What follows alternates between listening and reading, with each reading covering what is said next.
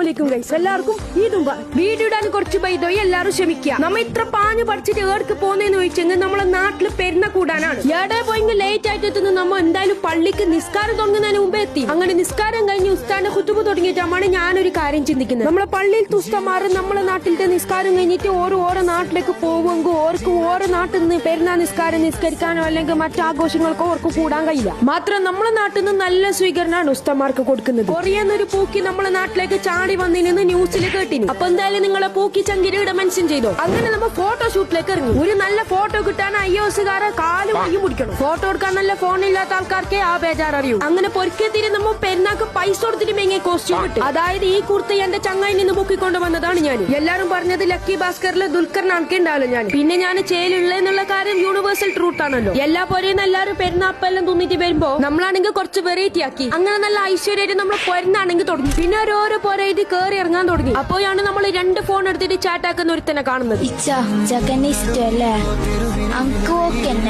പിന്നെ പൈസ കൊടുക്കുന്ന പൊരുക്ക് മാത്രം പോയാൽ മതി എന്നാണ് യോന്റെ അഭിപ്രായം. ആ പൈസയിലെ പൂത്തി വെച്ചിട്ടാണ് യോൻക്ക് പെണ്ണ് കിട്ടാൻ. പെരുന്നാ കിട്ടിയ പൈസ എടുത്ത് വെച്ചിട്ട് പുതിയ ഗപ്പി ഫാം തുടങ്ങിയിട്ട് എലോ മസ്കിനായിട്ട് വലിയ പൈസക്കാരനാവാനാണ് യോന്റെ പ്ലാൻ. എന്റെ ഷൂരാണെങ്കിൽ അപ്പുറത്തുനിന്ന് ഇപ്പുറത്തുനിന്ന് 2-3 ആള് വിൽക്കണം. അതുകൊണ്ട് തന്നെ ഒക്കെ ഉള്ള ഒരു ചെമ്പ് ഫുള്ള് കാലിയാക്കിയിട്ട് പുറത്തിറങ്ങുമ്പോഴത്തേക്ക് നമുക്ക് ഷൂരിട്ടാണ്. ഇപ്പൊ കണ്ടില്ലേ ഞാൻ ഷൂരിട്ട് വരുമ്പോഴത്തേക്ക് ഇറ്റിങ്ങെല്ലാം കാലിയാക്കാൻ തുടങ്ങി. അത് മാത്രല്ല നമുക്ക് കുറെ അടുത്തുനിന്ന് പൈസ കിട്ടുന്നുണ്ട്.